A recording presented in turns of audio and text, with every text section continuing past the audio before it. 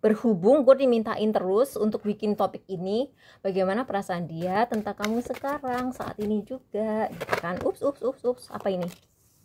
Oh, dia merasa kamu misterius. Terus kayak dia ngerasa kamu tuh kayak punya hubungan spiritual sama dia. Jadi misalnya gini, misalnya dia ngerasa kamu jodoh. Misalnya dia ngerasa kamu tuh soulmate-nya dia. Atau kalau dia percaya, aku sih nggak percaya ya sama sama si twin flame, tapi mungkin dia percaya hal itu. Tapi dia merasa bahwa dia harus either gini. Ada dua kemungkinan sama kartu ini. Kemungkinan satu, dia ngerasa harus pindah dari satu tempat ke tempat lain, atau kayak naik dari satu level ke level lain untuk bisa deket sama kamu. Atau bisa juga dia itu kayak harus move on dari sesuatu dari masa lalunya dulu untuk deket sama kamu. Moga-moga orang ini jomblo ya, jangan sampai orang ini kayak ngejebak kamu dan ngaku jomblo padahal nggak jomblo. Jadi kamu harus hati-hati banget sama orang ini. Terus dia tuh ngepoin kamu di sosmed banget sih, karena ini kan Mercury in Aquarius ya. Ini Mercury in Aquarius, ini Pisces. Jadi kayak ini Pisces juga ada ini ya, ada aroma, ada aura-aura ini ya, ilusi. Jadi kamu harus kamu kayaknya belum terlalu kenal orang ini. Kalaupun kamu sebenarnya udah kenal orang ini udah lama gitu ya, kamu harus cari tahu lebih banyak lagi. Karena aku misalnya gini deh, kamu kenal orang dari SMP, itu aja kamu belum nggak ada apa ya, nggak ada jaminan bahwa kamu akan tahu sebenarnya tuh dia orang kayak apa. Jadi kamu harus super hati-hati. The world, dia masih ada urusan yang nggak beres. Makanya aku bilang kamu harus tahu banget latar belakang dia kayak apa gitu loh. Jangan sampai dia sebenarnya masih kayak punya pasangan dan dia masih nikah sama pasangannya, dan dia harus move on dulu, harus pisah dulu karena dia juga menyembunyikan sesuatu gitu loh. Jadi the Chariot, dan ini kayak kalau kartu ini aku ngerasanya bukan tentang bagaimana perasaan dia, tapi apa langkah yang perlu kamu ambil.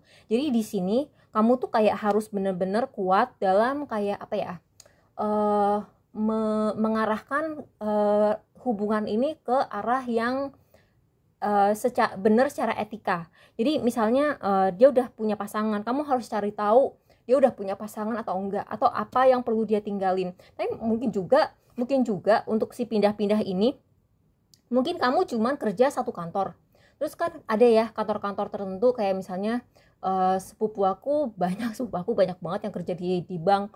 Jadi sepupu aku banyak banget yang kerja di bank. Mereka itu cerita kalau misalnya mereka pacaran satu divisi atau satu cabang, yang salah satunya tuh harus dipindahin gitu loh. Jadi itu sih mungkin ada sesuatu yang kayak begitu juga. Ini orang kelepok-kelepok sih sama kamu, tapi orang ini kayaknya jujur ya, nih orang kayaknya kamu harus hati-hati sama orang ini. Karena mungkin dia kayak ada trauma dari masa lalunya yang akan ngebleber ke hidup kamu sekarang. Jadi misalnya gini, dia pernah disakitin sama pasangan, terus dia jadi trauma, terus jadi kayak dia sama semua orang tuh kayak terlalu hati-hati, terlalu kayak curigaan gitu. Terus akibatnya kamu tuh kayak, aku sering sih kayak sama laki tuh kayak gini. Jadi kayak misalnya dia udah pernah nikah sama orang sebelumnya, dia udah cerai gitu ya, tapi dia karena saking traumanya sama istrinya, misalnya istrinya mata duitan nih ya, istrinya tuh matre banget. Terus akibatnya dia tuh belum tuh kayak curiga aku mau morotin dia gitu loh, ngerti nggak? Jadi jangan sampai misalnya gini, dia trauma pernah diselingkuhin, terus dia apa-apa tuh kayak kamu bergerak ke kiri salah dikit gitu ya, dia langsung curiga kamu selingkuh, padahal kamu nggak selingkuh, kamu cuma jalan sama teman-teman kamu gitu loh. Jangan sampai kamu jadi apa ya, jangan sampai kamu itu dihukum oleh orang karena kesalahan orang lain. Misalnya gini, kamu cewek, aku nggak tahu kamu cewek apa cowok ya, kan penontonku banyak. Anggaplah kamu cewek gitu ya, terus kamu pacaran sama cowok ini kayak misalnya anggaplah dia udah divorce gitu ya, dia udah divorce. Terus si laki ini pernah diselingkuhin sama mantan istrinya. Terus dia tiba-tiba nganggap semua perempuan itu tukang selingkuh. Lalu dia belum tuh kayak memperlakukan kamu kayak tukang selingkuh, padahal kamu seumur hidup belum pernah selingkuh gitu loh. Jadi kayak ibaratnya kamu itu dihukum atas perbuatan mantan istrinya, kan gak adil ya. Jadi kamu harus hati-hati sama orang kayak begini, karena banyak apalagi kalau kalian udah seumuran aku gitu ya.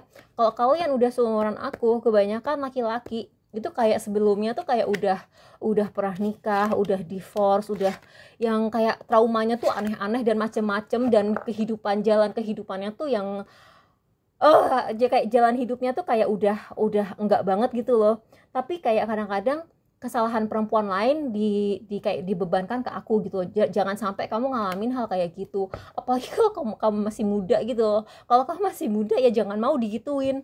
Jadi itu ya, semoga membantu. Makasih nonton, bye.